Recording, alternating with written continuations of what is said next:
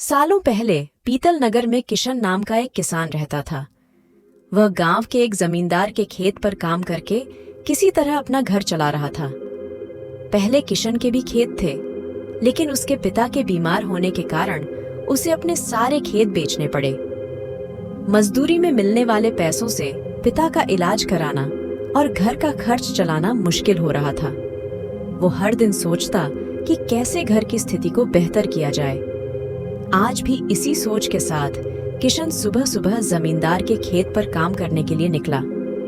खुदाई करते समय उसकी कुदाल किसी धातु से टकराई और तेज आवाज हुई। किशन के मन में हुआ कि आखिर ऐसा क्या है यहाँ।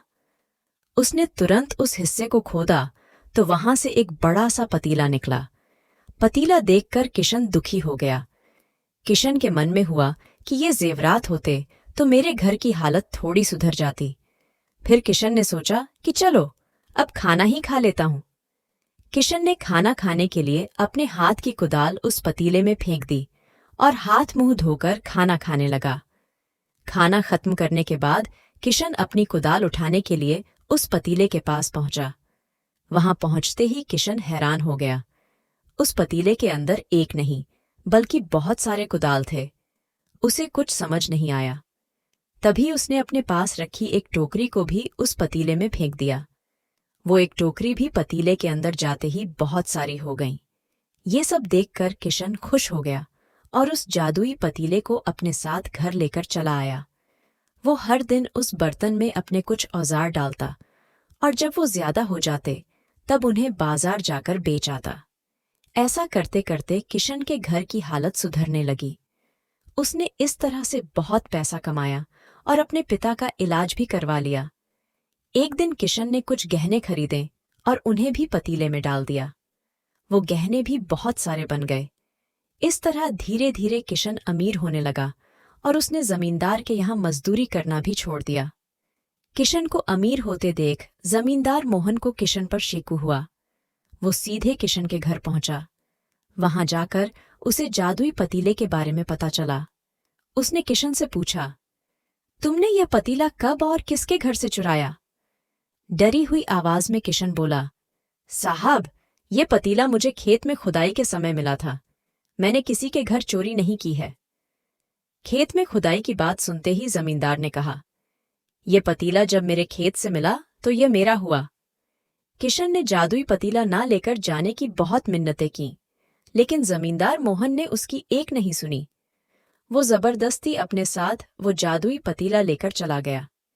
जमींदार ने भी किशन की ही तरह उसमें सामान डालकर उन्हें बढ़ाना शुरू किया। एक दिन जमींदार ने अपने घर में मौजूद सारे गहने एक एक करके उस पतीले में डाल दिए और रातों रात बहुत अमीर हो गया। एकदम से जमींदार के अमीर होने की खबर पीतल नगर के राजा तक पहुंच गई। पता लगाने पर राजा को भी जादुई पतीले की जानकारी मिली। फिर क्या था, राजा ने तुरंत अपने लोगों को भेजकर जमींदार के यहाँ से वो पतीला राजमहल मंगवा लिया। राजमहल में उस जादुई पतीले के पहुंचते ही राजा ने अपने आसपास मौजूद सामान को उसमें डालना शुरू दिया।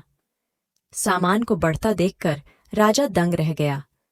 होते होते आखिर में राजा खुद उस पतीले के अंदर चला गया। देखते ही देखते उस पतीले से बहुत सारे राजा निकल आए। पतीले से निकला हर राजा बोलता, मैं पीतल नगर का असली राजा हूं। तुम्हें तो इस जादुई पतीले ने बनाया है। ऐसा होते होते सारे राजा आपस में लड़ने लगे और लड़कर मर गए।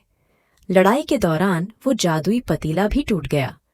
जादुई पतीले के कारण राजमहल में हुई इस भयानक लड़ाई के बारे में नगर में सबको पता चल गया। इस बात की जानकारी मिलते ही मजदूर किशन और जमींदार मोहन ने सोचा, अच्छा हुआ कि हमने उस जादुई पतीले का इस्तेमाल सही से किया। उस राजा ने अपनी मूर्खता के कारण अपनी जान ही खो दी। जादुई पतीले की कहानी से दो सीख मिलती है। पहली कि मूर्खता का अंत बुरा ही होता है। दूसरी यह कि हर सामान का इस्तेमाल संभल कर करना चाहिए। अति हानिकारक हो सकती है।